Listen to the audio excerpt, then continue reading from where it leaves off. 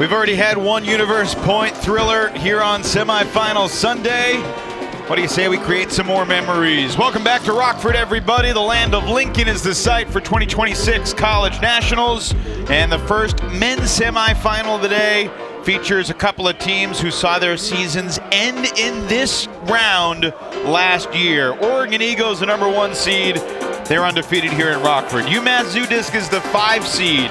They came from outside of the top 5 most of the season. They've played their best ultimate down the stretch, and here they are back in the semis again with Ian Toner. I'm Evan Lepler. So good to be back with you. What a game between Carleton and Tufts. Syzygy survives as the 1 seed on the women's side, and now Oregon Eagle, the controversial 1 seed on the men's side, gets a tangle with UMass, who really has found their groove here at Nationals. Yeah, UMass is a team that was dealing with a lot of injury, availability challenges, maybe not their best regular season relative to their historical strength, but they're hitting their stride at exactly the right time.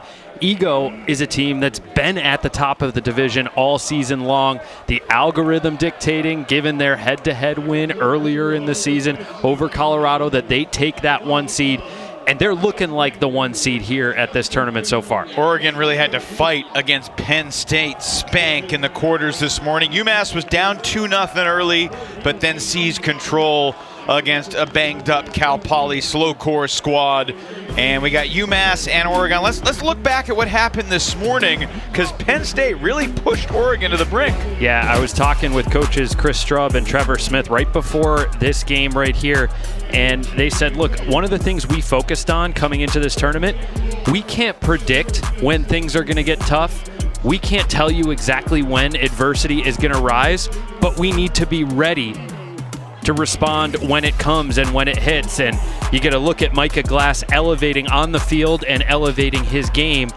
This game against Penn State in the quarterfinal was the first time that leadership said they really got tested in that way and got to fight through that adversity. They were down 10-9, came back and won. Meanwhile, UMass Zoodisc, the closest game they've played at Nationals so far, Ian, is 15-10. They took care of business this morning, 15-8. They have been a team on a mission. Yeah, this is a team that came out of a really challenging pool. We saw the surprise of Darkside not even making the championship bracket. UMass also besting Pitt in that pool. And again, it's hard to say it other than this team is coming into form at the right time. People are getting healthy. The reps and the chemistry is all coalescing here with a national title berth at stake. Well, Dylan Tennell continues to lead this UMass team, and look, there's a lot of homegrown New England talent. Mason Stone is the lone Pacific Northwest import brought in to Western Mass to play for Zoodisc. I mean, look, if we're lucky enough to see him leave his feet and bid in this game, the man looks like a flying squirrel when he's chasing after a disc that way. And, you know, talking to coaches, not just on his team, but around the division, there is a legitimate argument that Mason Stone could be the best player here at this tournament. And I know his own coaches say, as great as he's been, we know what he's capable of, and it's scary to think that there's still another level that he could hit here at this tournament with semifinals looming. And he's on a team of all-stars. Of course, you could say the same thing for Micah Glass leading Oregon. The top level talent on this team is vast, but Micah is their Callahan candidate, and he has been on a mission as well since he got to Eugene. Yeah, it's been a different year for Micah because he's been battling injury and availability related to that. And he's getting mostly healthy in time here for Nationals. And you look at these highlights from the quarterfinals, you can tell this kid can still operate. This kid is doing everything he can to contribute. You saw in the other highlight pack that unbelievable flying, skying, deep block. Those are the types of plays he can make without the disc. Here it is one more time for you folks. Straight into your living room. Ridiculous. Goodness gracious. And that's the kind of stuff that Ego's going to need him to do against a really fast and prolific and dynamic Massachusetts O-line. The second of our 4 semifinals here at College Nationals. Both Oregon and UMass have been regulars at this end of the tournament, but it has been a long, long time since either Ego or Zoodisc won a national title. I mean, last century, long time ago. 1992 was the last time the Oregon men won it all even further back. 40 years ago in 1986, UMass won the title in the third ever college nationals. Here we go. UMass in white starting on offense. One of these teams is going to go at least one step further than they went a year ago. Lehman, Dunkerley, Kelman, Stone, McSweeney, Levine, and G, the starting 7 for the University of Massachusetts. Kalen McSweeney has been the backfield anchor for several years, and he's been in big games throughout his journey. And he throws a dot to Rowan Dunkerley to get this semi started. Look, I know I waxed poetic about Mason Stone in our open there, but the coaches have also said all year long, given the injuries, given the availability challenges, Rowan Dunkerley has been the best and most consistent player on this roster on both sides of the disc. And they've needed that presence with players injured, with players unavailable. And you can see here, Oregon applying tight, great pressure. That's what they're known for, and it's just a little slip there as Rowan kind of just gets a jab step when he's already 20-plus yards deep, and that's all the space that McSweeney needs to see before he pulls the trigger. And it's worth mentioning, we are here in Rockford. If you haven't been paying attention to our coverage earlier this weekend, Friday, the story was the wind. Something we saw when the club championships were here back in 2016. Since then, the conditions have improved drastically. It's warmer, it's sunnier. The wind is significantly less stiff. It does pick up at times, but it's not to the point where it's debilitating throwers, taking away pockets of space that would otherwise be open for the most skilled throwers with the disc in their hand. Oregon's turn on offense. Their closest game of the tournament so far was this morning in the quarters against Penn State, a 15-12 win. Their closest game in pool play was against Utah. They won at 15-11 after trailing 8-7 at half. This Oregon offense is balanced, it is explosive, it is deep, it is poised. Here's Micah Glass, one of the captains, along with Raekwon Atkins and Aaron Kaplan. Sant gives it back to Glass, who's marked by UMass's Callahan nominee, Gavin Abrahamson.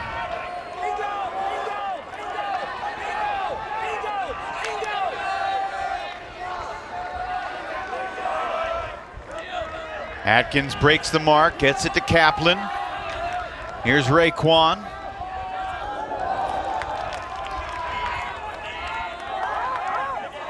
It's nice when three captains of your college team are all club champs, but UMass gets this game started with a block, and it's Abrahamson who makes the play for Zoodisc. Those are the kinds of athletic reads and explosive jumps that Gavin can make. Looking for Jonah Stang. Osborne, he can't come down with it. He gets crushed on the follow-through. And it's an uncontested foul. Wow. Reggie Maskett. Reggie's been having himself a tournament, scoring quite a bit. And Jonah goes up. Okay. From our perch up here, it kind of looked like that wasn't necessarily a foul. The disc was kind of uncatchable from the space where they attacked it, but yeah, I wasn't down on the field. Have you go to those if you want? Yeah.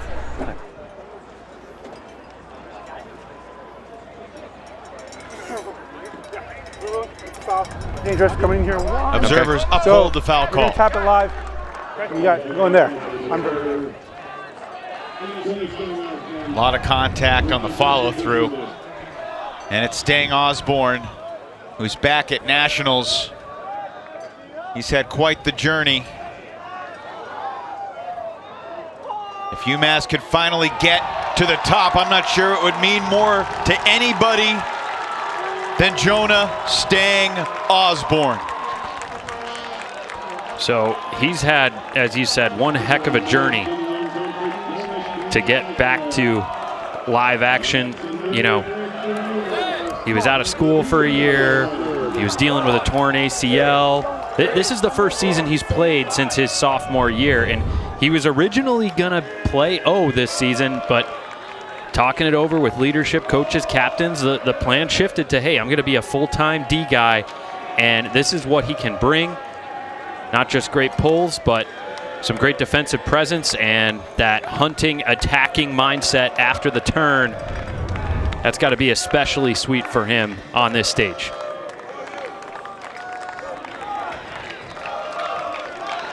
You mentioned it yesterday, Christian Foster wearing the same Ironside jacket that the team wore on this field in 2016 when they stunned Revolver on Universe. Kurt Gibson to Jeff Graham to cap one of the 5 most memorable club men's finals of all time. Yeah, no doubt. I had the pleasure of losing to Sifo and company in semis that year.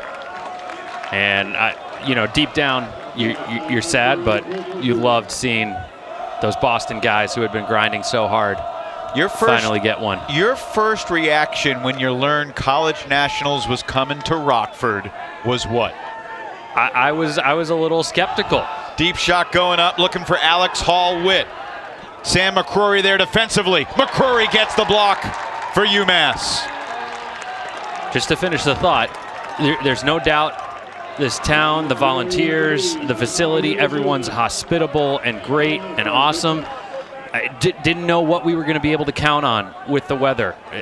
Same thing can be said about a lot of other locations, but last time we were here, it was pretty windy and pretty rainy, and that doesn't always produce the best looking or highest quality ultimate. So that's what I was concerned about, but save Friday, the competition on Saturday and today has been awesome thanks to the great weather we've gotten. Zoodisc looking to start with back-to-back breaks. Cam Levine connects with Wyatt Kellman, another veteran of so many of these big games in a UMass jersey. And another guy who's been fighting to get healthy, coming back from hip surgery a couple years ago. UMass's first turn, a drop by the guy that got the D, Sam McCrory.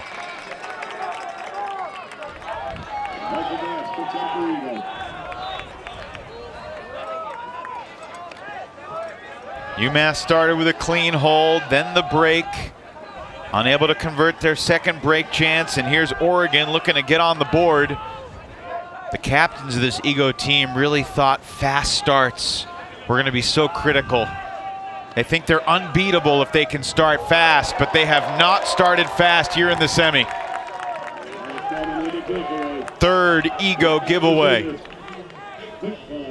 I wonder if lets everybody get a breather. I wonder if Kaplan thought Adkins was going to plant and go slightly differently, or was that just a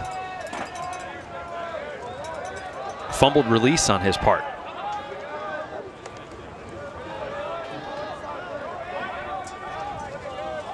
Dangerous shot cross field, incredible effort, and McCrory was inbounds.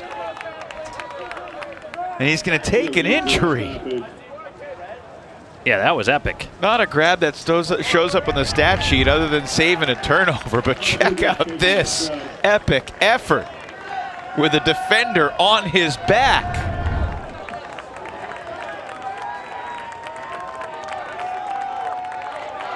Fresh off the bench, McSweeney rips it deep and turns it over. So we did say that the wind isn't as stiff as it was on Friday, but it is still here. So clearly, if you throw a little OI in that direction, there's going to be a crosswind or slight upwind that's going to push those righty OI flicks going out of bounds.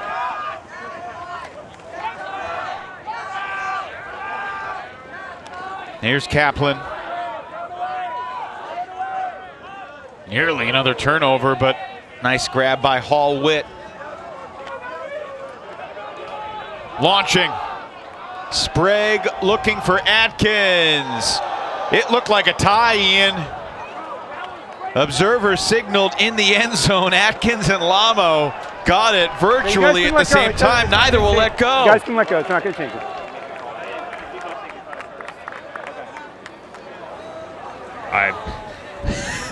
What? Like we're supposed to be able to tell from that who got that first? I mean, the rules do say tie goes to the receiver.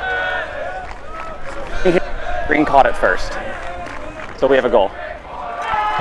Observer says it wasn't a tie, and Raekwon got it first. And after catching the game winner to win the national title in club last fall, he's on the board here in the showcase field in the semis to get Ego its first goal.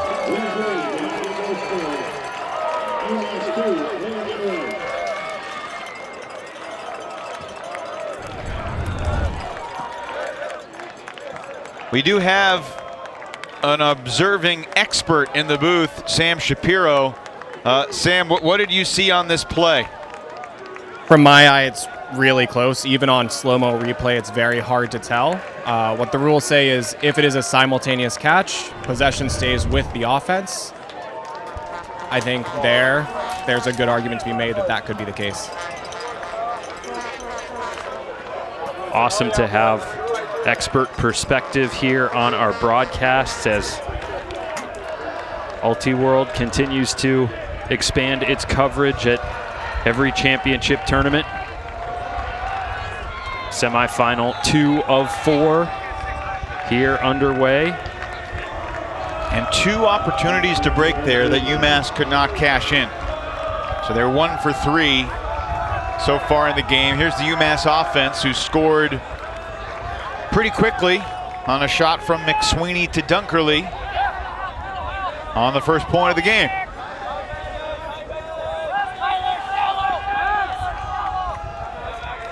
That's Dunkerley coming underneath, chased by Max Massey.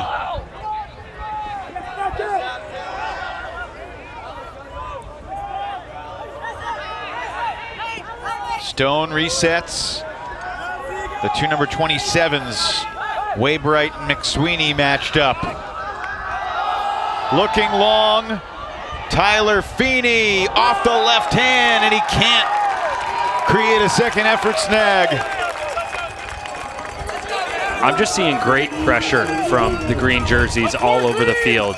Maybe at the start of the set, there was a little bit of sagging and help from a break side defender, but otherwise it's just a man-to-man. You got to be in your assignment shorts, and the green jerseys are doing a good job of that so far.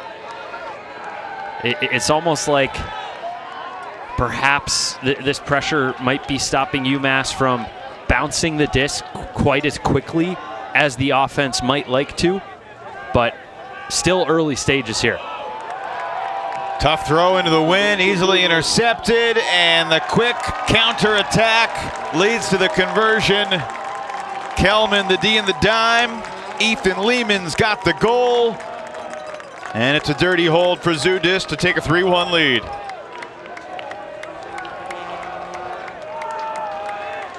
But you can see both of these D-lines with a lot of stuff they want back in these opening points. If nothing else, it's got to give them confidence that, hey, we can get the ball against these guys. If we're going to need to get a key break later, we know we've done it at this point. But the challenge has been getting into rhythm and valuing after the turnover and finding a way to execute efficiently. It's interesting that you mentioned confidence, Ian, because Oregon is a team that exudes confidence.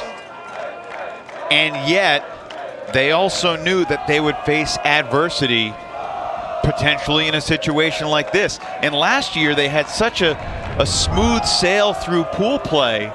They really weren't tested in the tournament until they got Colorado in the semifinal. In the semis. Yeah, you're right. And I think, as I mentioned earlier, the coaches acknowledged that, this year they also didn't get the test that they wanted in pool play, but when they found themselves down 10-9 to Penn State in the quarters, and Penn State had the disc with a chance to break multiple times on that point, they recognized in their huddles and in their team conversations, hey, this is the moment that you get to respond to.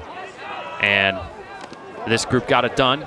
Can they draw on that? Was that enough of a challenge for them to trust as they face adversity here early against UMass? Looking up the line, it's a well-timed poach. Charlie Norris gets his hand in the passing lane. Looking for Julian Sant. Well, Oregon not quite in sync, excuse me. Yeah, no, Sant had Gavin beat up the line, but like you said, it was just that strong poach. This is dangerous stuff right here for the UMass D-line. It looks like this group is working kind of upwind. There's a little bit of fronting downfield. It's the Callahan country threat is real. Stang Osborne has big range. And UMass turns it over. Schiff was looking for Abrahamson, who was clearing into the stack. Glass picks up, quickly hits Raekwon Atkins.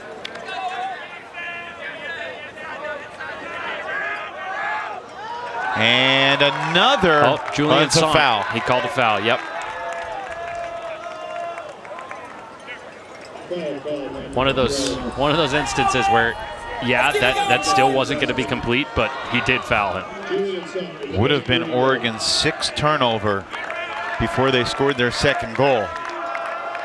Instead, Sant keeps the disc.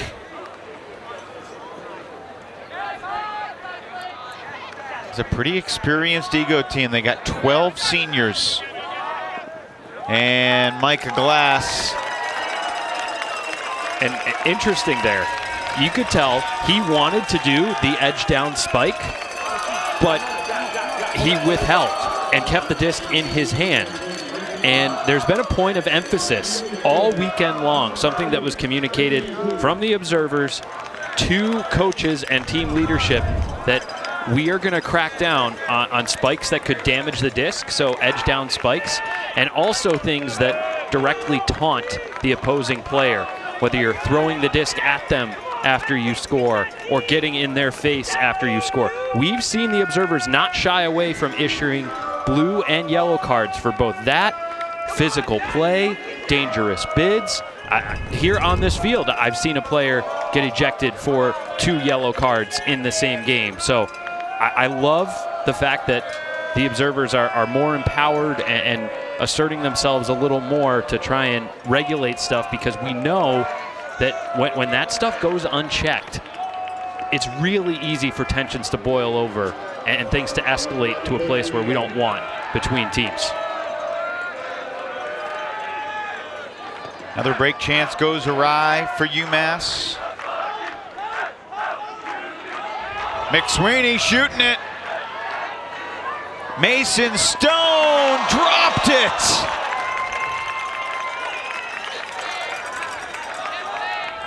Just couldn't survive the ground contact.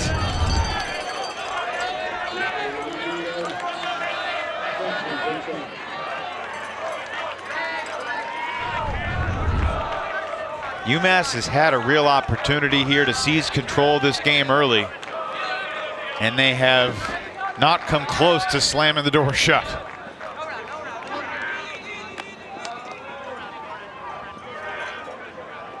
Can Oregon's D-line punch in their first break? Massey working with Hall Witt. Great handler defense from Rowan Dunkerley, denied Massey. But Hams is there, and then better handler defense from Mason Stone, making amends. Stone immediately bolted deep. Lamo over the traffic, and a foul call. There was certainly contact between Owen Schaff, who might have been screened by the UMass cutter from getting to the floating Frisbee, and went down. This will be an interesting call. If the observers ruled offensive pass interference, it would be a turnover. Observer says no. But White's got to come back though. So there's the Great pressure on the reset from Stone, helping get the ball back for UMass.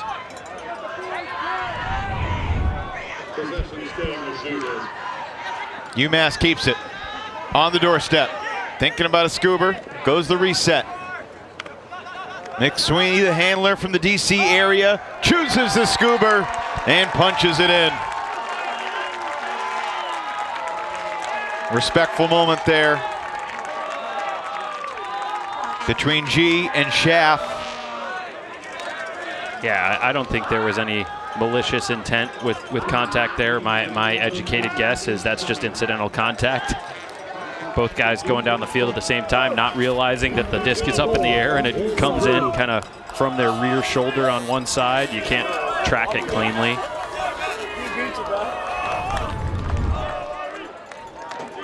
Busy point for Mason Stone. He had a drop, a D, and a goal. We got to figure out what to call that. There's got to be a name for that. Come up with something. I'm sure the Ultiworld Discord's got us.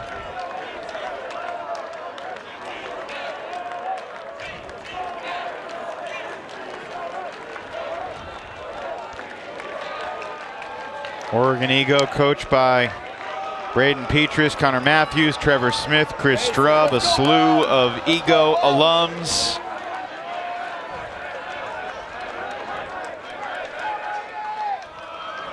Jonah, Stang, Osborne lets it rip.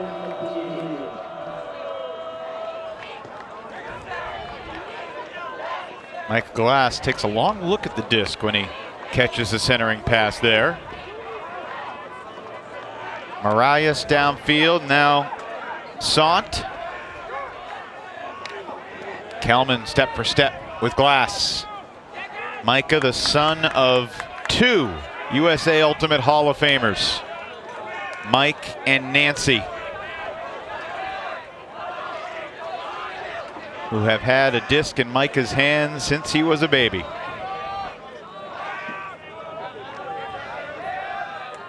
Micah grew up in the Chicago area where, in addition to playing Ultimate, he was a hockey player. Glass trying to land in, and he does, says Mitch Dengler, who is right there.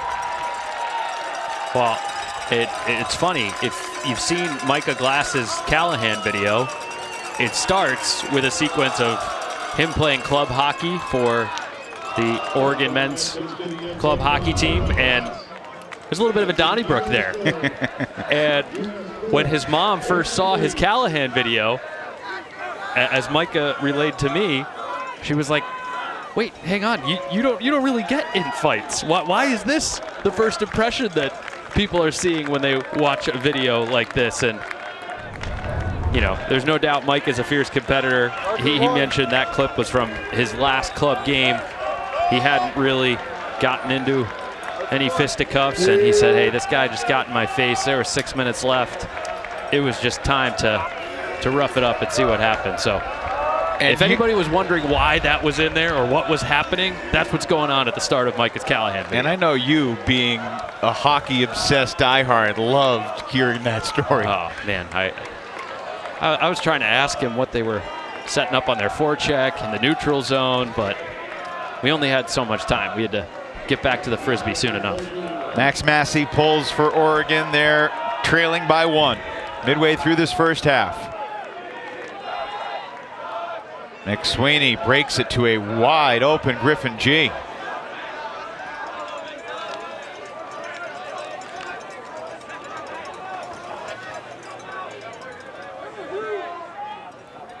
Jackson Hegley rolls onto G. A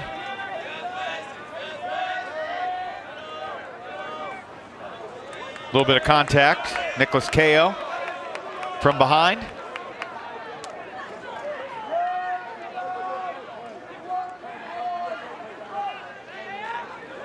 Ko, one of the 12 seniors who knows that this will be their last college nationals. Eagles going to be a very different team next year, but doesn't mean they're not going to be really good.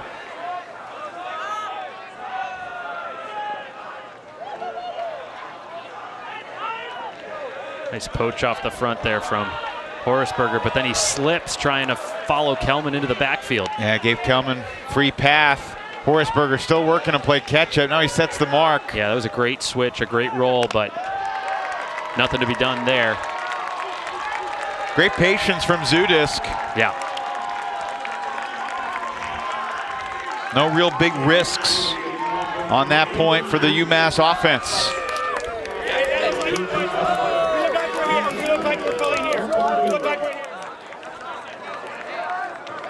It's not hang wobble, but it'll have to do.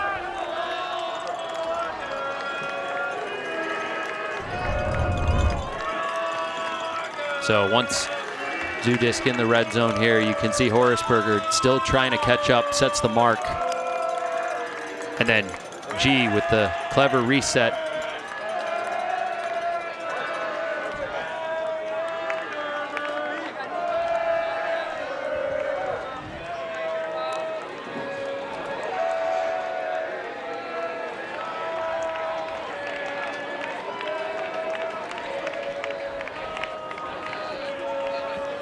Another assist for McSweeney, who has been showered with praise really ever since he got to UMass. Of course, he was a talented prospect out of the DC youth scene, and didn't take long for Dylan Tennell to say that he's the best college handler I've ever seen, which I think put a little bit of pressure, maybe even inadvertently, on McSweeney's shoulders. He's very, very talented, there's no doubt. Having a good start to this game today. Some scars of past setbacks that he wears into these bracket games late in his college career.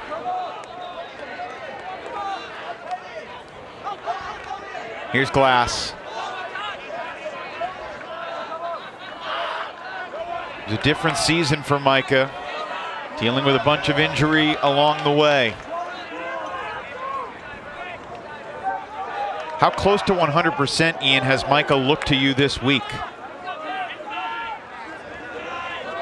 You know, it's been hard for me to clearly recognize a moment where I've seen him limited. It seems like he's roughly in the 85, 95% range. And which his 90% is still better than a lot of players. No question about it. I mean, he's rocking and rolling in the Dominator set here with Atkins and Kaplan. The three captains collaborate to punch in the score. And we've talked a few times now about the fact that he was dealing with injury through a lot of this season, and he was pretty honest talking to us about the tournament, about how the ability, or the fact that he was forced to be on the sideline for so many practices and games, he got to see and recognize things that he might not have otherwise appreciated in years past. Individual growth from some of his teammates, appreciating more moments with the group as a whole.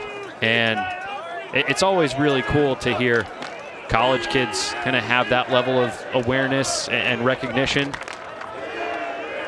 So we get an awesome look from Nathan Kolakovic's highlight cam. Well, it was in San Diego in October when San Francisco Revolver won it all again. And on the last point, Mac Hecht to Raekwon Atkins. Sorry to Nate Goff and the Goff family, who I saw here earlier today. Night-night. San Francisco, led by Raekwon. Of course, so many of these ego guys are part of the Portland Rhino program that won the title in 2024.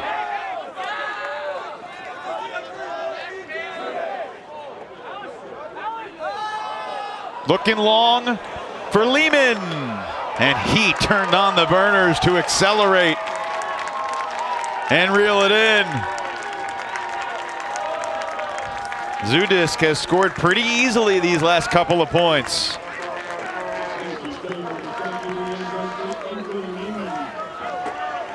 Another beautiful deep shot. Let's check in with the third member of our team, Katie Killebrew. Katie, Can you characterize the wind right now compared to what it's been like both earlier today and earlier this weekend? I can't overemphasize, Evan, how unpredictable the wind is down here. I'm on the sideline and it keeps changing direction, intensity. I feel like the wind I'm feeling on the near sideline is different than the flags on the other side of the sideline. It's really difficult, and I think we're seeing those turnovers and the small passes. They're a lot more difficult than we give them credit for.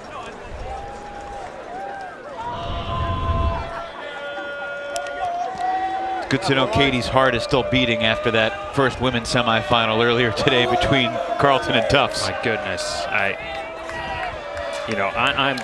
there's still ultimate left to be played today. I love the idea that we could be back on track for a Syzygy Thunderbirds rematch, but my heart still goes out to that tough squad. Had the disc on double game, had the shot to the end zone. Yeah. Well, the journey for redemption starts now for some members of that EWO squad. Micah Glass told us that he watched their semis game from last year about 15 times, which I found astonishing. Said we're all willing to torture ourselves to figure out how we'll get better. Oh, big PID. Glass in the middle, marked by Lamo, shooting it for Kaplan. Oh, what a catch! Aaron Kaplan in the end zone for Ego. I mean, that looks like the Oregon offense that they know and love. Cutters isolated in space, giving each other room, giving priority to one big body after another. And once Micah got the under on Lamo,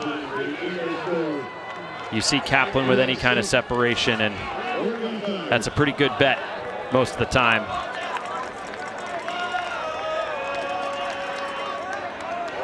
First 6 points of this game, there were 11 total turnovers.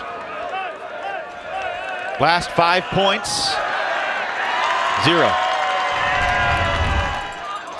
I mean,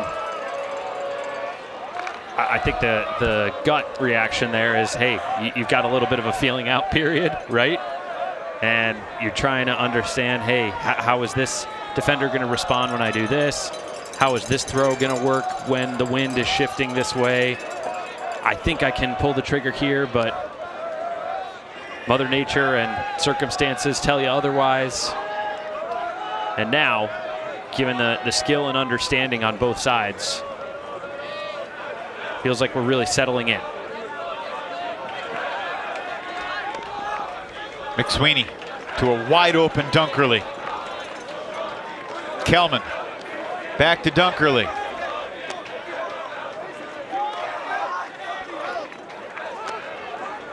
In the words of their coaches, it was a rocky regular season for this UMass Zoodisc team.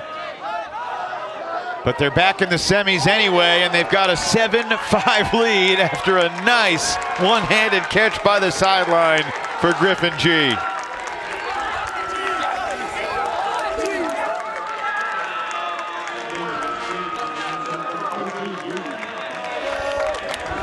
Zoodisc slicing and dicing right now. Just add another one to the stat sheet for McSweeney. I thought there was a chance this blade was going to carry a little more than he wanted, but well read, well towed by G. Not a lot of room between the big toe and the blue line. Definitely not. Living dangerously on this throw, but he was in. 4th assist for McSweeney. He's also scored a goal, so he's been involved in 5 of the 7 UMass scores. So Ego's got a hold here, otherwise UMass takes half 8-5. Right now UMass is up 1 break. That came on the 2nd point of the game. Looks like a pretty traditional D-line, and you know, given how that group has been coached and how much talent is there, you compare that to something like a Maryland where, hey, if we really need this deep point, we definitely got to cross over a Miles Grovic and Isaac Lee, a Lev Blumenfeld. That doesn't have to happen here with a UMass. How much fun was it watching the Space Bastards here at Nationals go further than they ever have before? Raekwon Atkins shooting it. Kaplan going deep again. Staying Osborne, the poach help. And it's the main defender, Sam McCrory, who gets his second block of the half.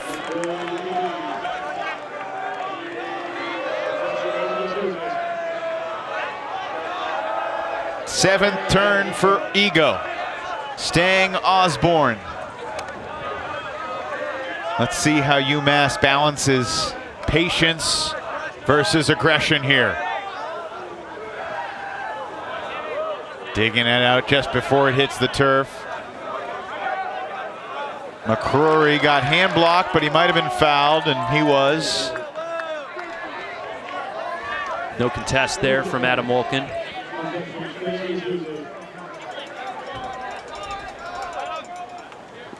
Oh, but this was clean. Looked clean for sure, Ian. Oh, wow. But we got another call.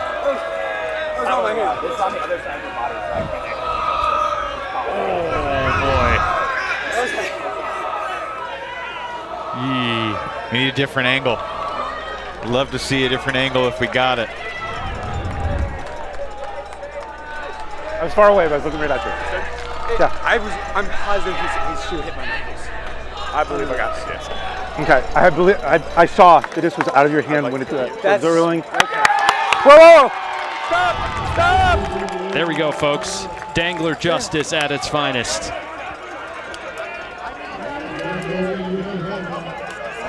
If you're Sam McCrory, feels like injustice. I think that was the right call.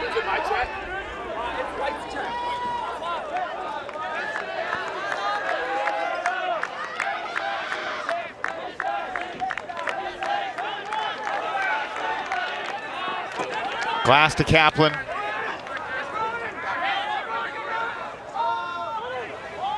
Sacrificing yards for the reset. You can tell that swing going from the bottom of your screen to the top of your screen, that's the challenging one in the wind right now. The riskiest throw that could pop up.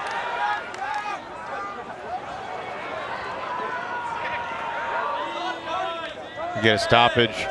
And part of this point, I'm just watching Raekwon Atkins run around, and there are so many spectacularly talented players in college ultimate right now. I don't know if anybody gets open more easily than Raekwon. I mean, dude's got wheels. He's got an explosive first step. I'll put his 0 to 60 speed up against anyone else in the division. And he's just 21 years old.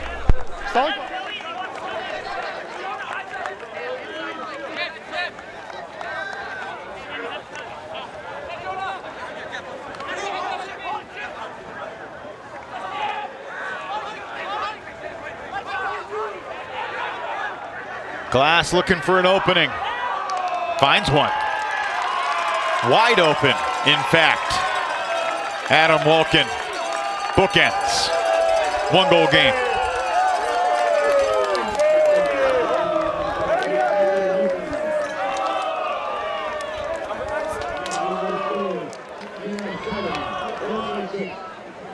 Good patience from Oregon. Here we go. They're playing small ball. They're fighting for space. They're fighting for yards. They would do better to get another swing further over to this direction, but they don't quite get it. And then it's just a blown switch. They thought there was extra help there. The help wasn't there. And Ego gets the easy finish. Timeout on the field. 1 goal game. Late stages of the first half in the first men's semi at College Nationals.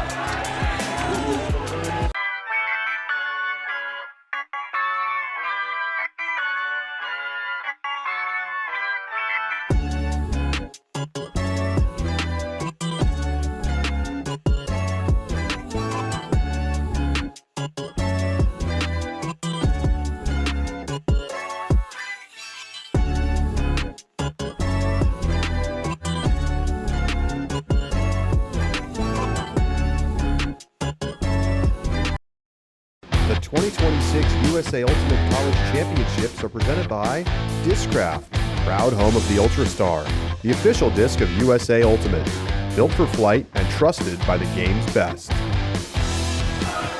The best. UMass leading Oregon 7-6. Zoodisc about to receive with a chance to take half up a break. Ego will receive to start the second half.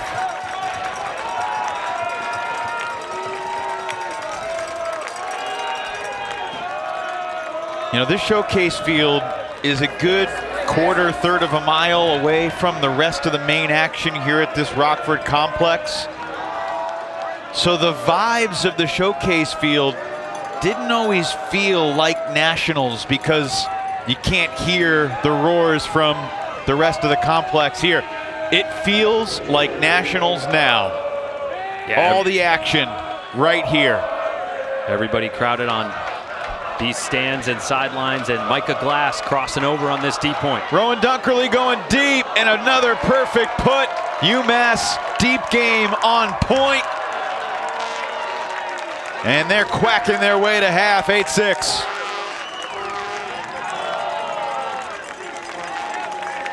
I mean, it's been really tough for Ego to deny Kalen McSweeney. Yes, he has had a huck turnover of his own. I think that was more him misreading the atmospherics than Ego defensive pressure. And the Zoodisc goal line unbroken in the first half. Lehman in space, just so well timed and so well spaced from Dunkerley. 11 turns in the first 6 points.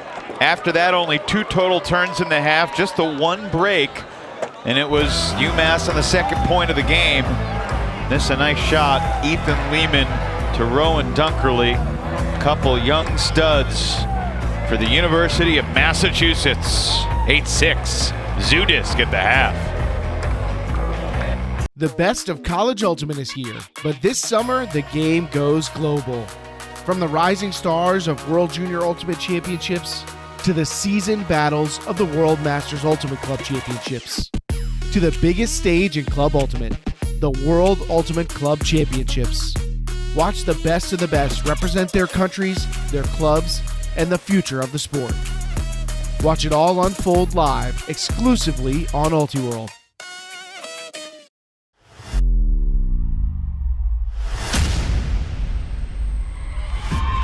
DC Shadow are your 2025 Premier Ultimate League champions.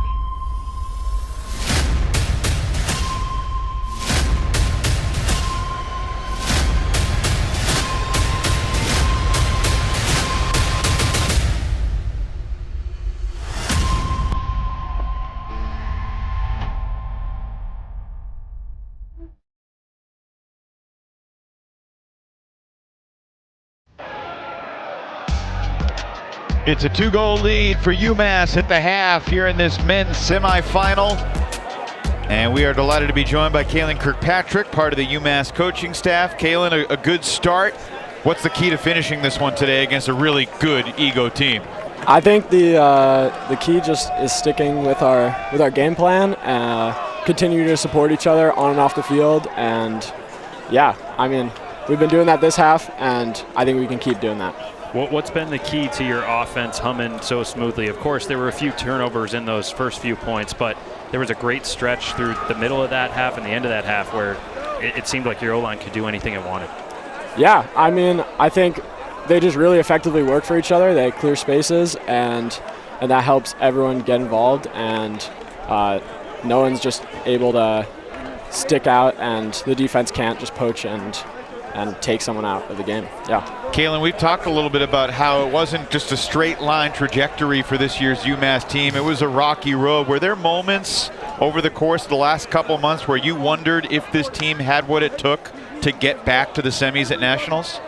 Yeah, for sure. I mean, Smoky and Easterns were a pretty rough stretch, but I think we just really bought in on that community and trusting and loving each other, and I think that's what's gotten us here. Yeah, that's pretty much it. All righty. Well, we appreciate your time. Best of luck trying to get this one done and get back to the finals. Thanks, Kalen. Thank you. Neither team was particularly efficient with break chances, Ian, but UMass got more opportunities and converted the first of their chances on the second point of the game. Yeah, and I gotta wonder with how smooth UMass's offense looks, like, is Ego gonna get another crack in the second half? There's no doubt they're phenomenal defenders. They got smart minds calling strategy for them, but would I be shocked to see a turnover-free second half from the Zoodisc O? No, I wouldn't. And look, UMass only has one break, but because they get to halftime first, that counts for a half break. So Oregon is going to need at least 2 breaks to win. Tall task ahead of them. Certainly not impossible, especially with the likes of Micah Glass out there. You saw him operating as a receiver and a distributor. Involved in 5 of Ego's 6 goals in the first half. Great connection with Kaplan there coming into your living room. And another look at how well this Zoodisc O-line has been connecting between Lehman and Dunkerley. That was the point for halftime. 8-6 UMass leads. Let's get the Ego perspective with part of the Oregon Brain Trust, Trevor Smith. Trevor, thanks for joining us. Bit of a sloppy start to the game. What do you attribute that to, and what's the feeling here at the half?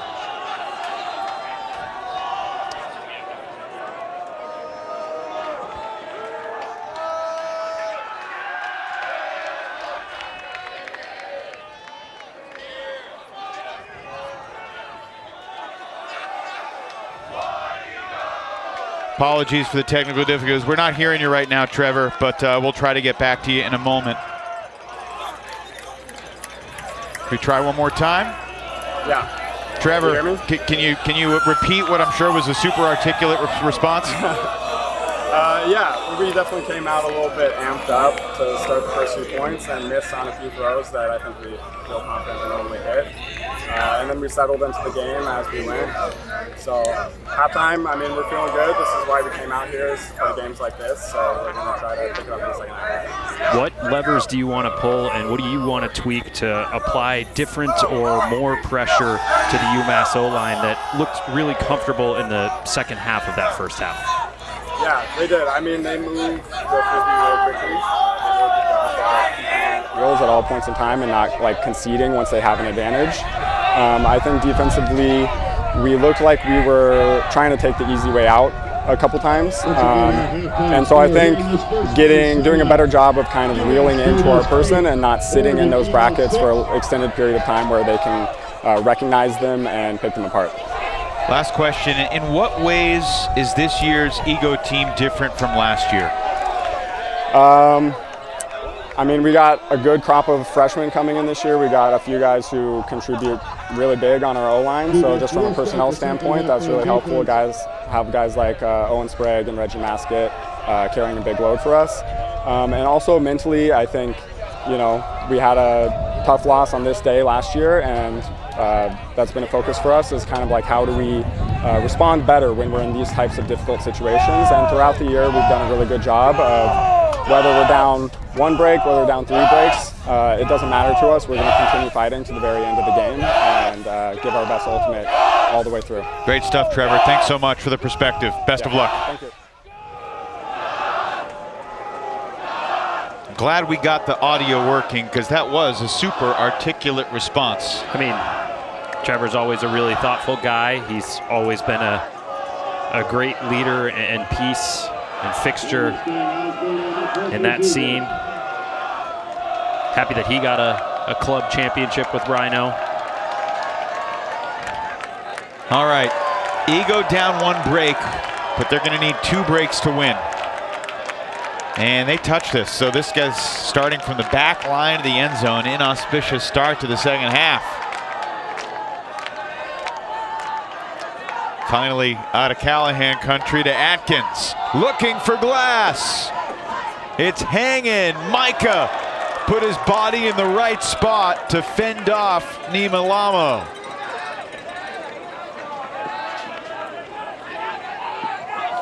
Oh, but Gavin Abrahamson was stride for stride with Atkins. Well, and you know what's funny is I think when that went up, he might have been a stride behind him, and he just made up that step and turned on the boosters. What a block against one of the great cutters in the sport. No doubt. Stang Osborne lets it fly. Incomplete. How do you feel about the shot? We did have a call. I'm not sure if this was a foul. Yes. No contest. UMass gonna keep it. Independent of the call, do you like the shot or do you want a little more patience there? I yeah. like the shot. It is at the top of the... I mean, when you get to this stage of the tournament, it's kind of like so many. If you're going to evaluate these things, up until this point of the year, everything's been process. Hey, that's the look within our system. But when you're at this point in the tournament, it's all about outcome. Did that work? Did you value the disc? Is your efficiency high enough to win? That's great D from Aaron Kaplan. He got his hand in there against Tomolu. That's a huge block for Oregon.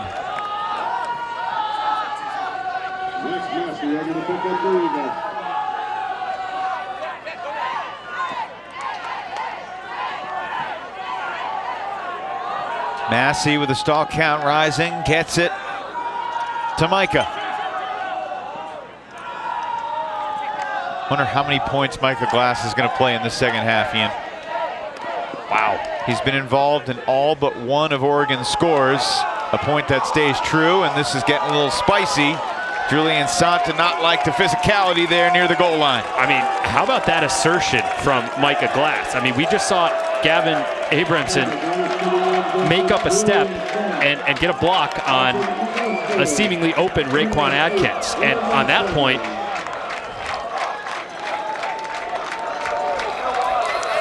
Micah Glass just says, hey, I'm going to strike to the space. And there, Mitch Dangler did issue a yellow after that point. So I didn't see it issued. We're going to get a look at the scoring sequence here. Here's Glass, 24 in green, faking. And he's just going to kind of lull Abrahamson to sleep. And then he says, hey, this is me. I'm going to beat you to the space. And let's see if we can, this is not Mitch here. Ethan Schiff. Julian Sant, yeah, he didn't love that. So did the yellow go to Ethan Schiff? We think so. We believe it did. And the yellow is, you know, a caution, just like soccer. One more yellow and he would be disqualified. Ejected, thrown out. We haven't seen a blue yet, but we did see on this field yesterday yardage penalties assessed for accumulating 3 blues. Lehman was ready to let loose and then his cutter slipped, so he holstered wisely. Kelman to McSweeney. Kaplan crossing over with Micah Glass and Raekwon Atkins on this deep point. And I love what I'm seeing downfield. Trevor Smith talked about guys needing to lock in a little more and not necessarily fall and sag off in the bracket. Looks like we're good. I feel like I'm seeing more of that. This is just a small sample size, but I'm seeing guys just committing to, hey, it's on me to deny my matchup. Glass was a centimeter away, if that, but he couldn't get the block. Dunkerley continues, and a foul called by Lehman. Whoa, where was the contact that warrants that foul? Hey, Ethan, my brother, you dropped that, buddy. You dropped that, buddy.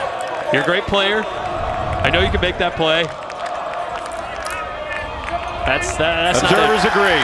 That's not it, bro.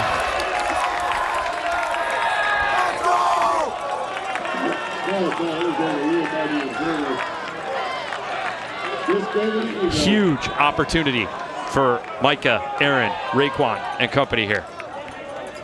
Maybe he thought the multiple contacts of the disc hitting his hand was the defender. Who knows? See if we can ask him after the game. Ego still does not have a break yet in this game. Only a couple chances in the first half that they failed to fulfill. There's a dangerous bid, I think. Oh, and was that Stone saying, I'm immediately going to the observer for a ruling? Is that what he was pointing to? Yeah, you can't do that. Sant got that. He got backpacked there.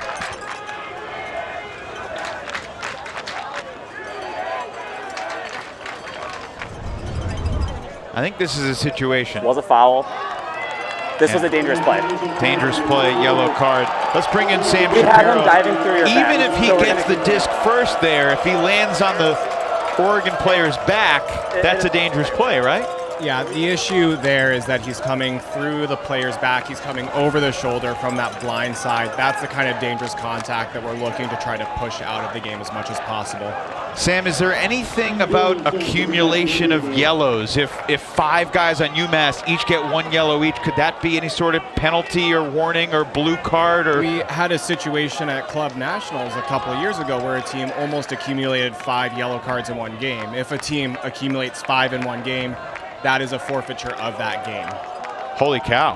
I have not heard that before. I was unaware of that as well. But they're almost halfway there. I don't know if they're aware of that. What controversy that would be at, say, 14-13 late. Meanwhile, Ego and Adkins ties it.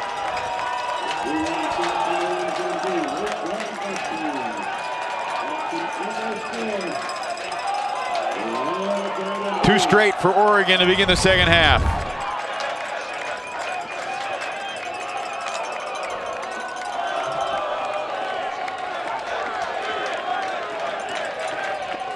Just the second score for Oregon that has not involved directly Mike Glass.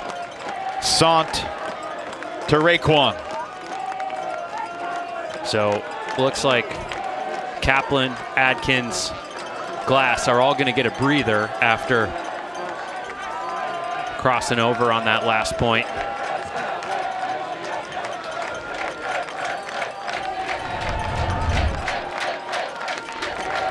Could you imagine if UMass had 4 yellow cards and it's 13 all in the semifinals? That would be insane. I do wonder.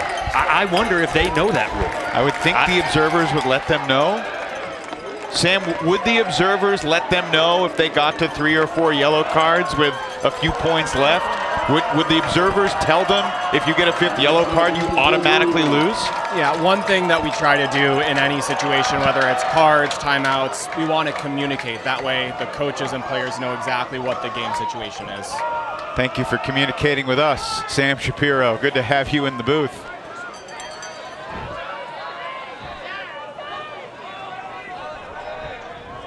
Good reset from Stone, who's got one of the yellows for UMass, along with Schiff. Travel called, tap back in by G. See how UMass responds to a little adversity here. Their offense had been so crisp, especially the last 6-7 points of the first half. McSweeney wants it all again. Dunkerley in the end zone, runs out of room, it faded away, and Oregon has a chance to take a lead for the first time here. There's no doubt Dunkerley had steps, but this Huck going in the opposite direction relative to McSweeney's first half Huck turnover, and pretty clear that calibration still needs to happen. New England native Ben Horisberger going against a bunch of guys that presumably he knows from his youth days. Here's Massey. Working with Hall Witt. He's been air bouncing that around backhand a couple times. It's led to 1 turnover. He's got to keep an eye on that. Try and find a way to get a flatter or more inside release. Oh no. Well, that was the reverse of an air bounce. Nope. Is this going to go up to Gavin? UMass takes its time. Abrahamson.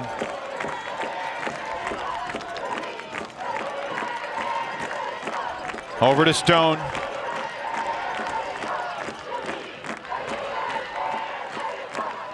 Lehman.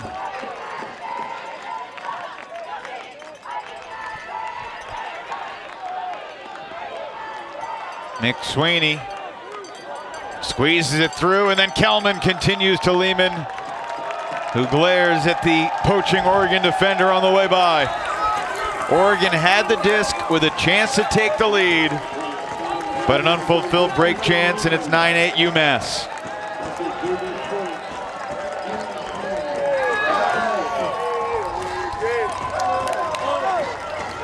No doubt Oregon's going to regret this one. So we get another look at the turnover in a second here.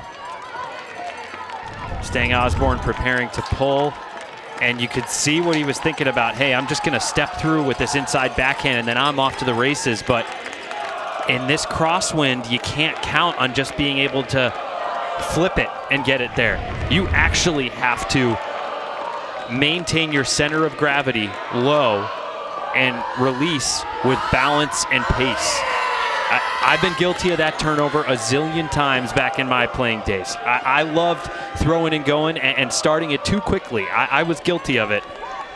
Sometimes you just got to learn that lesson the hard way. So it hurts you when you see other guys do it now, because it brings back the stabbing memories. Let's check in with Katie Killebrew down on the sidelines. Katie, what you got? Well, the wind is increasing a little bit, and so are the emotions. Not necessarily in a bad way, but the crowd is getting more amped up, and both teams are really a little bit fiery on the sidelines after we had that physicality coming out of the halftime break. Another popped up air bounce impacted by the wind. Charlie Norris intercepts, and a quick timeout taken by Tomo Lu, with a big break chance upcoming for Zoodisc.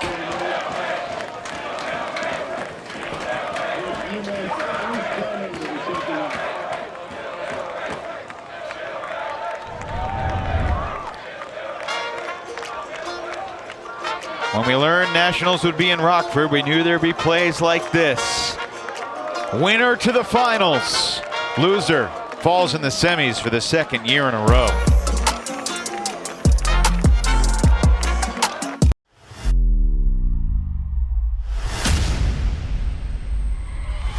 And the DC Shadow are your 2025 Premier Ultimate League champions.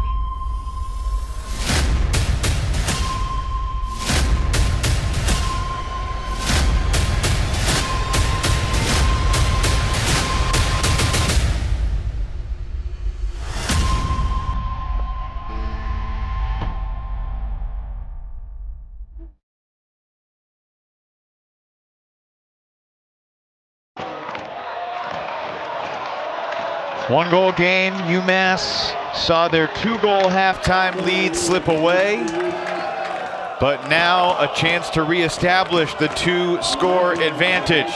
Out of the timeout, Tomo Lu breaks the mark to Stang Osborne.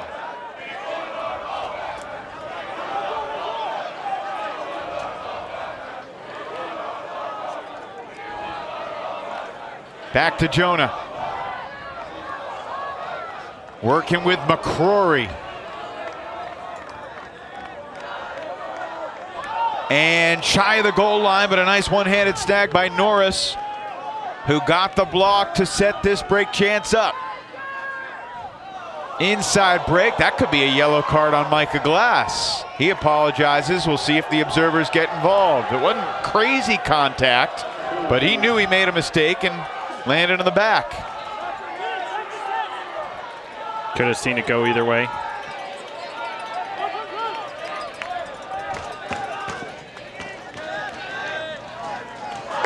UMass breaks. I mean, that is textbook red zone offense.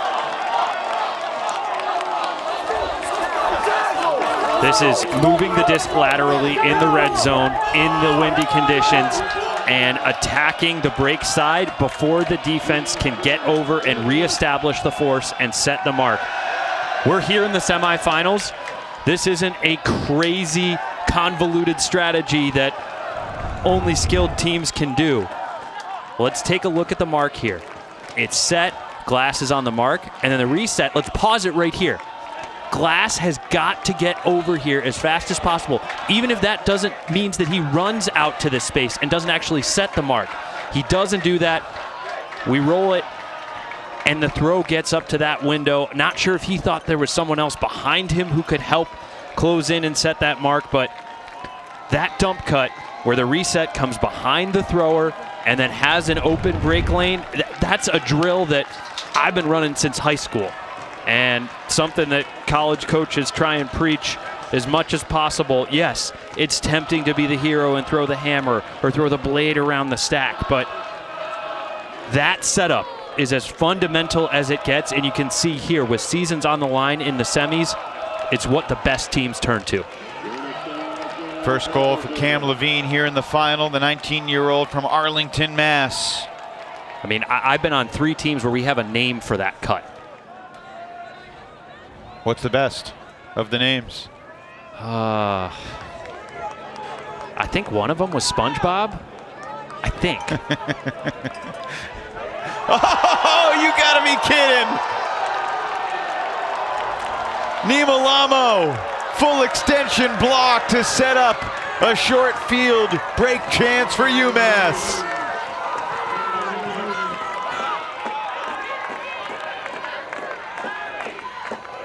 Abrahamson. Back to Kelman. Glass doing everything he can, but you can't stop that. 3 straight for Zoodisc. That whole sequence just unbelievably representative of what this UMass D group can do. Nima Lamo with an incredibly athletic clutch block, and then after the turn, we're going to get a look at Glass. He knew it before Lamo got his hand on it that wasn't the right choice. And this is what I love about Gavin's game. He's one of the most athletic, imposing guys out there. He's not showboating. He's just calmly walking off. Yep, I did my job. I know I can do that. And I'm gearing up to go do it again on the next point.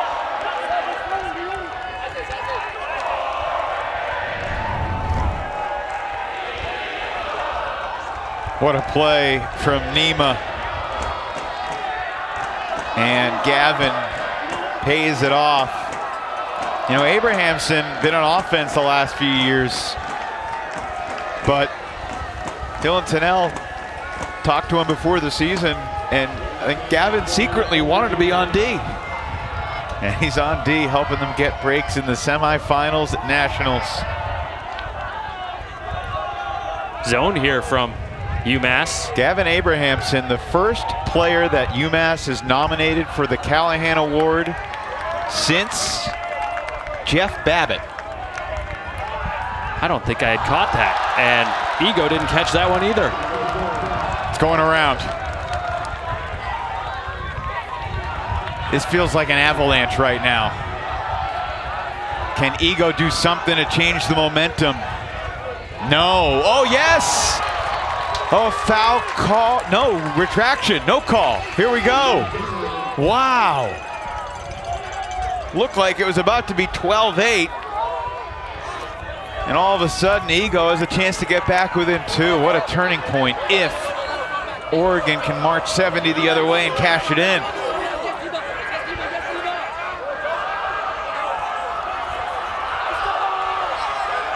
Wow. That had to be a stall 9.5. Clutch reset. Owen Sprague was wide open in the deep space, but it was a tough diagonal throw across the field. Going for the reset instead.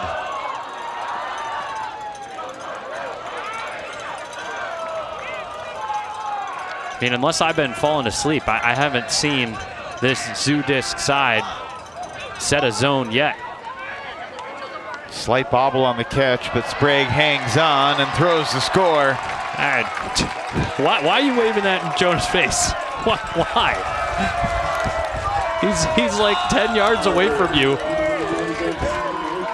trying to guard a ton of space and two guys at once. Like, I don't get that.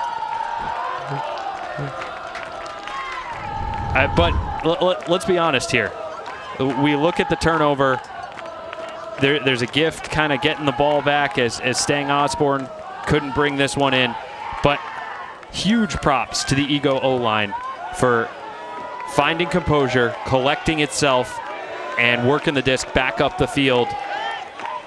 You could tell pretty rattled at the moment. There's a lot of pressure. The momentum is swinging away from them. And that is the best that group could do in that moment. You got to have the goldfish memory, forget the turnover, and just go do your job for the rest of the point. And that group did that. Well, Sprague, the turn, the block, and the assist. Walken, the goal scorer. Max Massey will pull at 11-9. UMass was so close to going up 12-8. The complexion and dynamic of this game feels so incredibly different with that one small UMass error. And now the pressure is back on this Zoo offense. Glass is back out here, crossing over. I think he's got the Stone matchup. UMass has not had a clean hold here in the second half. They were broken on their first point. They had a dirty hold on their next point. And then they've been resting on the sideline because UMass kept racking up the breaks from 8-all to 11-8. Great reset defense from Glass there. McSweeney with a low worm killer. I mean, I don't know how Hall Witt is supposed to defend that because he's got to chase Lehman up the line and he's got to deny that. There's the threat of the OI going up the line is ever present. And it's not like Lehman planted and squared back up with the disc. McSweeney just threw one pump fake, and then it was like a back shoulder fade to that inside. I know that's not the first time we've seen that kind of skinny inside off and up line, but there's just almost nothing Hall Witt can do to defend that better when there's that much space that he's responsible for. Assist number 5 for Kalen McSweeney. And here's a look at what he's done so far today. It started with a scoober. Yeah, you know he's got the arsenal. He's got the scoober. He's got the blade. He can play the small ball. He can stretch the field with his deep shots. And this is exactly the throw that I was talking about. I mean, Hall Witt's like, yes, okay, he didn't go up. I took away the up line. And then you check back in with the disc, and all of a sudden, there's a skinny inside that, I feel for him.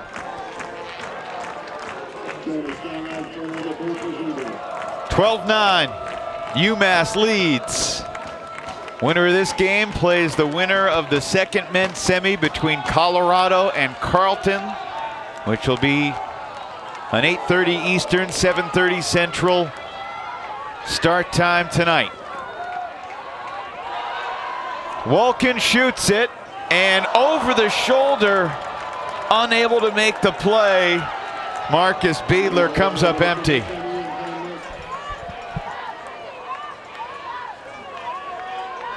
Those are tough catches, Ian.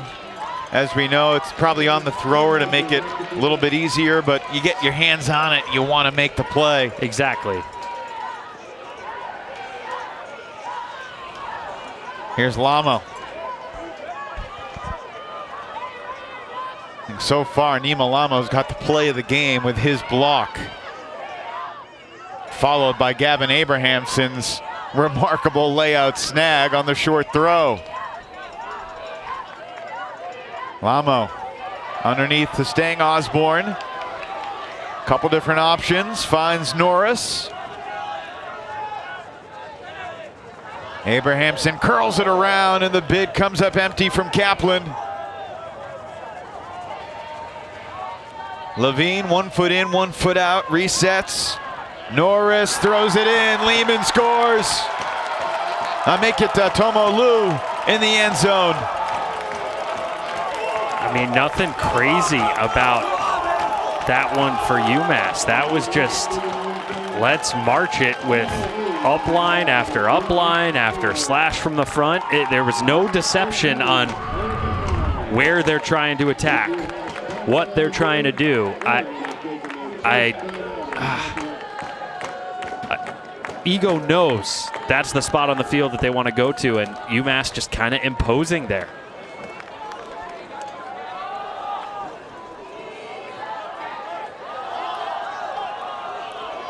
All of a sudden, Oregon finds itself 2 goals away from elimination.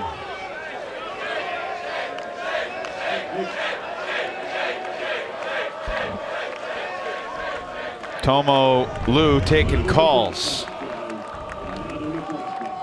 It was 8-6 at the half.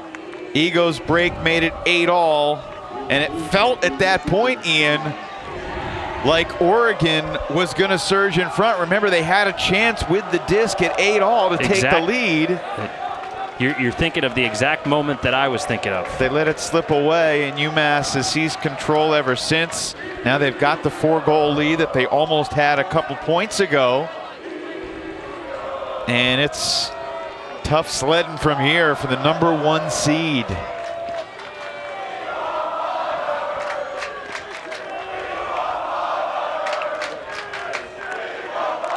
You know, before regionals, UMass, other than the folks that, you know, really were with the program, it was real easy to be skeptical of this UMass team based upon their results. But you knew the personnel that they had, you know the track record of going to the finals a few years back, being in the semis last year. You know, before the season began, they were considered among this top quartet that has returned to the semis for the 2nd year in a row. The pieces have fallen into place. They've gotten healthy. I was gonna say, everyone's gotten healthy at the right time. They've been undefeated in the series. I think that regionals performance was something that boosted a lot of guys' confidence. They were number 9 at one point this season. Yeah, got up to the top 5 to get the 5 overall seed. This feels like a must score for Raekwon Atkins and Oregon Ego.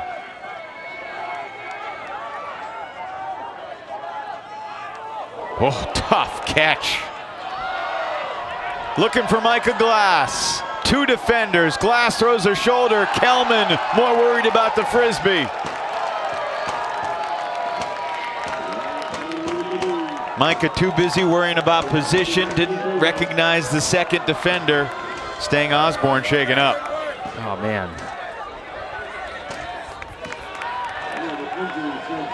All right.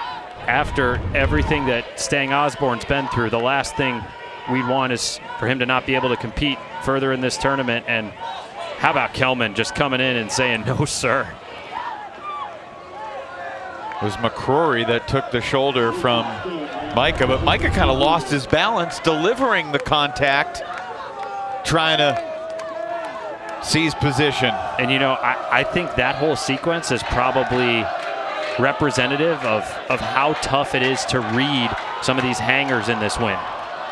Kelman reads this one well. Beats Atkins deep, reset Abrahamson. UMass looking for its largest lead yet. This is what Zoodisc has been doing to teams all tournament long. Said it earlier, their closest game has been 15-10. They dispatched Cal Poly slow in the quarters this morning, 15-8. After getting broken early in the game, they fell behind 2-0.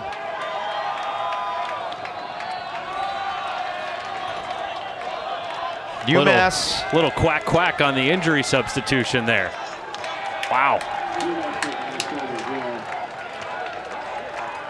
McSweeney subbing in the red zone. Whoa, bobble, but hung on to by Kelman. Abrahamson. To Lou.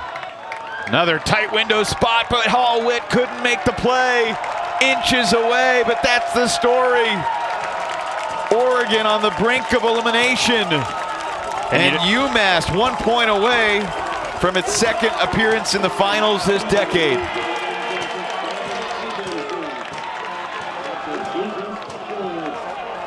Hall-Witt had really gone out of his way in the red zone there to try and initiate some contact with Gavin. So we get a look at the deep shot. Stone connecting with Kelman. And then in the red zone here, check out four in green. He threw the shoulder like, hey, I'm here. You're gonna have to go through me. And Gavin just didn't care.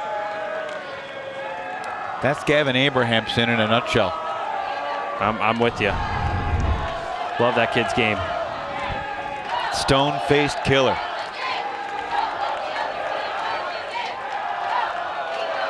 Could another team from Massachusetts win it all here in Rockford?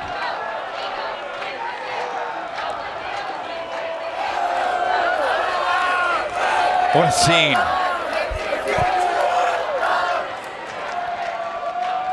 Oregon needs a hold and then 5 straight breaks.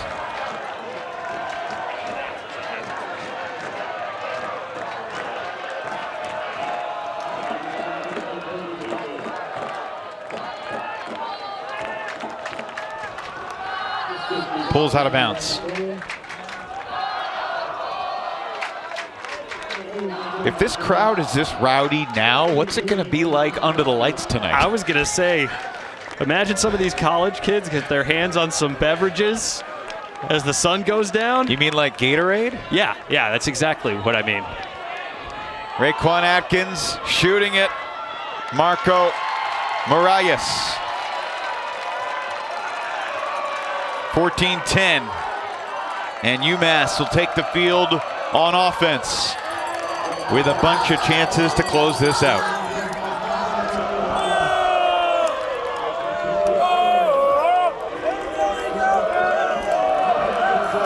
Remember, it was 8-8, and then it was a 6-1 run from UMass to get to 14-9. This group's defense has just improved its pressure and efficiency as we get one more look at Adkins' same 4th shot. Raekwon doing what he can to extend the Ego season. You surprised he's on the sideline here? I mean, sure, a little bit, but you know, if you need 5 of these in a row, maybe you hope to start and get one without him with all the other talent on this roster. Raekwon's got more eligibility left. There are 12 members of Oregon that will not be back next year. Can they keep their careers alive beyond this point? UMass is already at midfield, and the deep shot from Mason Stone to the end zone, denied. Alex Hall-Witt gives a glimmer of hope for Ego. Got to start somewhere if you're the Oregon defense, and this is awesome stuff. Just, I'm gonna win my matchup deep. Now what can they do with 70 yards to go? They could turn it over and give UMass a short field. Not ideal for the team in green.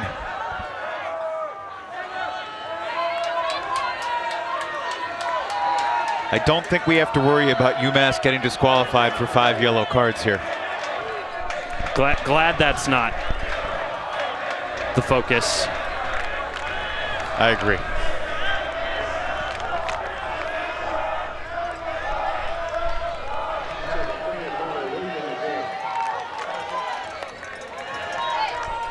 Right, so still 4. Is it on him? What? No, the foul call was there. Yeah, it's on him. It's on him. Disc in the hands of Kalen McSweeney.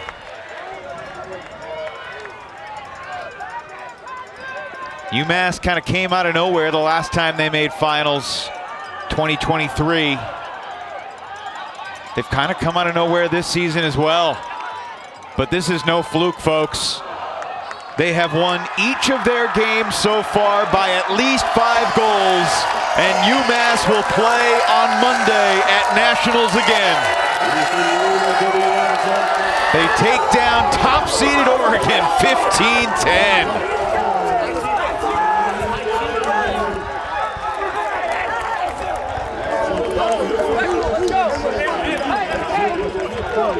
This is a really, really strong performance from this group that just keeps getting stronger and better with every game.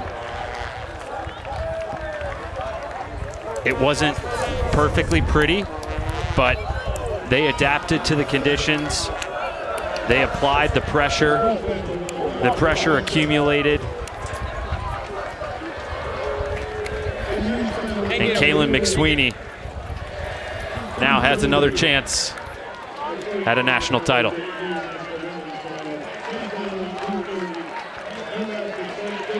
Last time they ran into the Dark Side Dynasty. Lost 15-12. Tomorrow it'll either be Carleton trying to go back-to-back or Colorado Mama Bird. And that storied program going for its 3rd title after winning in 04 and 14. What an atmosphere, what a scene, and what a performance from UMass. McSweeney and Kelman were stars for the offense, but I thought Gavin Abrahamson really set the tone for the D-line. Couldn't agree with you more. Everything he did, from his actual on-field impact to his body language and tone setting, was just really impactful for UMass. And we talked at halftime, in that moment, Oregon was 0 for 2 on break chances. They went 1 for 3 in the second half. They did convert 1, but clearly just not enough against this machine that is Zoodisc. It's been 40 years since UMass won the national title. They will try to win it all tomorrow. The play of the game belongs to not one of the household names, but this play from number 1, Nima Lamo. Look at him hunt. I mean, sometimes you can get punished for disc watching and watching the thrower's eyes, but in this moment, Nima Lamo active, agile, on his toes, bouncing back into the lane. He gets rewarded for being aggressive. I'm just too hot. I feel like the first 2 days, like, people joke around, it's okay with me. And like, I've been believing since the start, but I came this morning, I'm like, this could be the last day of this game. And that brought me back to Texas. Like, our world was terrible. We were like all tearing up before the game even started. And like, then we went down like 3-0 start. And we were down like 13-11 and we had to get 3 win. And I just like remembered the belief that we had in that squad. When you saw those 7 guys go out, you saw the desperation on their eyes. You saw like the belief, the legs, the heart that they want to, put into everything. And I'm seeing that here. I'm glad that we all believe. We believe enough. We can be tied in this game. We can be down in this game, and we put our legs into it. And look where we're from. One more day. Let's keep going. I just have 3 words.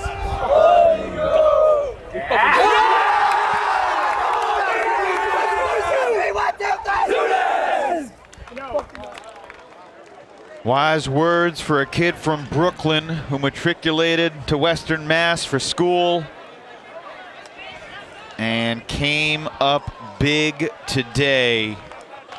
The 5 seed is in the final, and we're going to have to dig through the history books, Ian, to find the last time a team made the final at Nationals without a game closer than 5 goals. Yeah.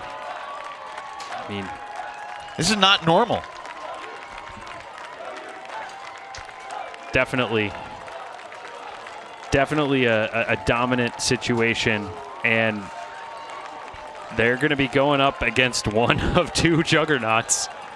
We've got Colorado and Carleton coming your way tonight at 7:30 Central Time. Who you like? Live on Who you like? Ultiworld. Bird and Cut. That game's a pick'em. You and I both know that. I'm gonna say Colorado, but I clearly not surprised if Cut does it. Let's get some first-hand perspective from the UMass huddle. Delighted to have Rowan Dunkerley join us after 3 goals, 2 assists. You caught the first goal of the day. Rowan, congratulations. Your team is in the finals. We just eavesdropped on that huddle. We heard one more day. What's the feeling as you guys get ready to compete for a championship here tomorrow? Good. The team, the energy is so good right now. The feeling is the job is not finished. There is so much trust in this team, in that huddle, so much trust and love. And that's what this team is all about. So the job is not done yet. How is this happening after the rocky regular season that y'all have had? This comes from, number one, our coaching and our families and supporters. We never stopped believing in ourselves, and we kept putting in the work at practice. Whatever happened in the regular season was making us better for this moment, and we're peaking at the right time, and that's what it's all about, and it's so much trust and so much love. What was your favorite moment from this game in particular? Catching the first goal felt great, but seeing my D-line just put in so much work and just putting so much pressure and just crushing teams this whole weekend has been incredible, and I love this team so much. When we talked to Dylan and the rest of your coaching staff before the tournament, they singled you out as the most consistent and dominant player on both sides of the disc this season for the team. Where did that come from? How does hearing that make you feel? Hearing that makes me feel great. Our coaching staff is Dylan and Christian Foster, and they have been incredible. Everything we have done that has been successful is because of them, and all the work that they've had us put in and all the belief they have in us. But they just have a lot of trust in me, and they push me to get better, and yeah, it's all because of my coaching staff. Give us your quick thoughts on the second men's semi, Colorado and Carleton, coming up in a few hours. I have no thoughts. All I'm thinking about is Zoodisc. I have not thought about anything else. I appreciate that. I guess I won't bother telling you that your other team, Boston Glory, took care of business today as well. So I actually do appreciate that. Roll Glory. Good That's day awesome. for Massachusetts Ultimate. Rowan, congratulations. Nice chatting with you. We'll see you in the finals tomorrow. Thank you so much. I appreciate your time. Rowan Dunkerley, we appreciate you. What a performance. And look, Oregon had a sloppy start, and then UMass just took this game. It was a masterpiece from Massachusetts. Just 11 turns and a 15-10 win. And they are back in the finals for the first time since 2023. They'll be looking for their first college title tomorrow since 1986. Disappointing end for Oregon Ego, but there's no doubt who is the better team today. Oregon was better throughout the season, but here at Nationals, UMass rolling into Memorial Day Monday. Edward Stevens, Anna Thorne standing by for post-game coverage. Inside Out is coming up next. For Ian Toner, Katie Killebrew, and our entire Ultiworld production team, Evan Leffler saying so long for now. We'll pass it off to Edward and Anna on the other side of the break. Welcome back to Inside Out, Ultiworld Studio Show at the 2026 USA Ultimate College D1 Championships. I'm Edward Stevens alongside Anna Thorne. We just finished the second of our 4 semis on Semifinal Sunday. Anna, wire-to-wire win for the slight underdog UMass over Oregon Ego. What did you see today? What a game. What a nail in the coffin with that layout D from Lama at the very end to seal the deal for UMass. Yeah, fantastic game, fantastic effort. And this is a UMass team who have not surrendered more than 10 goals to any team all tournament long. That is an impressive feat for this tournament to stave off any opponents, no more than 10 goals all weekend long. They're feeling it. They are feeling it. Let's take a look at some of the ways they were feeling it. We'll bring us into some highlights from the game. You'll see the action. Had the simul grab with Lama there. Ethan Lehman, one of his 5 goals. and they challenged Ego throughout this game. Unafraid on offense, unafraid on defense. You see that great catch from Aaron Kaplan. Ego had their highlights as well. Rowan Dunkerley pacing to the end zone. And this is not to sell short the performance by Adkins and Micah Glass. Both had an amazing game, while UMass still was able to pull off the win. Kelman again, deep. Kelman had 5 assists. McSweeney had 5 assists. Reggie Maskett there scoring the final of Ego's goals.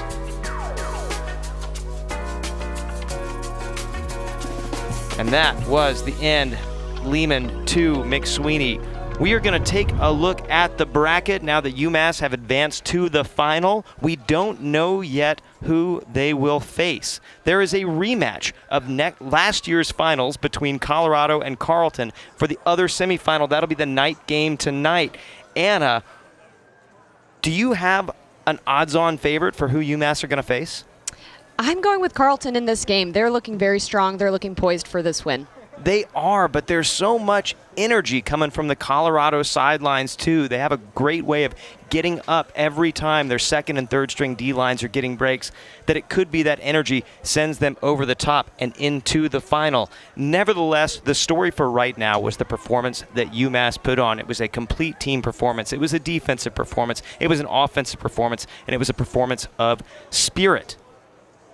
Next, though, we're going to the other women's semi-final. Stanford Superfly versus UBC Thunderbirds. Thunderbirds trying to repeat as champions. Stanford trying to get back for the first time since 2 years ago to the final. This is going to be a thrill of a game, a battle of the big programs. Stanford coming in with so much experience, but of course, UBC, known champion.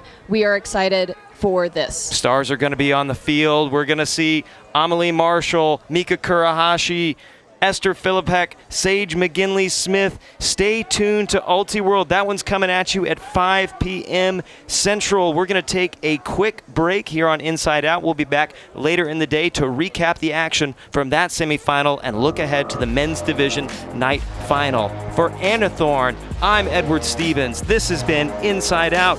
We'll catch you again in a few hours.